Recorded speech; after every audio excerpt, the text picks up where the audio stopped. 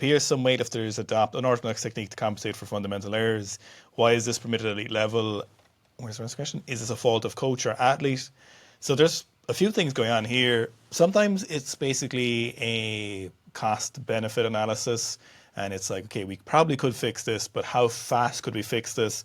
And then would it actually pay off that much in the end? And what would we lose in the meantime while we're trying to fix this? So if we looked at Carlos Nazar, it's probably a good example of this, and probably one of the hottest topics in terms of technique in the last few years. Mentioned multiple times that he had technical errors, despite people trying to defend it. He himself knew he had technical errors. Other good lifters acknowledged he had technical errors. He was trying to fix them, but obviously he needed to keep his performance to a certain level before the Olympics, and then he went on and won the Olympics, and then he came back and we saw technical changes, big technical changes, and also some interesting programming and coaching changes at the same time. But he went to one of the best, if not, I think the best ever Bulgarian weightlifter, maybe the second best ever Bulgarian weightlifter by Sinclair Asen-Zlatev, to work on his technique. We saw big changes there, but obviously even on the big stage, he missed 2 snatches, which we hadn't seen before. Now you might look at that and think, oh, does that mean the new technique is bad? No, it just means that it's not settled in yet, and it's something that takes longer for the groove to kind of show up for them, and that repetition to happen, and those precisions at heavier weights. So when it comes to that elite level, one of the first places is the fact that it just might not be worth it, and you can get to that stage. Part 2 of the question is not saying about anyone in particular, but PEDs make up for a lot of egregious errors. If you think about what PEDs are doing, obviously they're helping you train a bit more frequently, but they're also helping you apply more force faster in a lot of cases, depending on what PEDs you're using. So if we were to take probably the arm bend being one, so the arm bend essentially slows down the barbell and it makes it harder to smoothly turn the barbell over.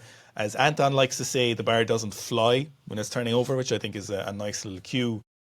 When you're taking lots of PEDs, typically what happens in someone who's not using PEDs, you're a natural lifter, is that your arms are the weakest link, and you're trying to load your back and your legs as much as possible when you're weightlifting. And when you bend your arms, you're shifting that load to your arms. And as a result of that, your arms just are not as strong. Of course, they're not. You can't bench press as much as you can deadlift or as you can squat because your arms aren't as useful, and so we slow down the barbell. But when you've got really heightened biology, your fast twitch fibers are firing, your central nervous system fires really aggressively, you've got a lot of aggression, you can make up for that with those PEDs. Then lastly, the third part of the question, or third part of the answer, is the fact that sometimes they just kind of don't care. A lot of times in these systems, we might see something like Miso Asona and his dad, and they're super tight-knit team and their family, and they care about him, and things really matter. Even Carlos's coaching team, everyone seems to be on board, and there's a Weightlifting House documentary, his knee was sore and they just stopped the session because they didn't see a point. But when we were in the Uzbekistan National Training Center, there was a junior lifter. He clearly had an unbelievably painful elbow. And we know it's very painful because of the fact he couldn't rack an empty barbell or hold a barbell overhead. And this is a lifter who'd snatched 180 odd kilos. So if you snatch 180 odd kilos, it's almost guaranteed that you can have a very high tolerance to training and pain, because there's just no way you can get there in weightlifting without going through pain. So we can assume that this elbow pain was very bad, like super intense elbow pain. And the coach looked at him like the coach had just stepped in dog shit and left the training session and left. So it's kind of like anthropomorphizing animals almost. Sometimes we think that all of these coaches and all of these training clubs and all of these training systems really care about their athletes and they love them.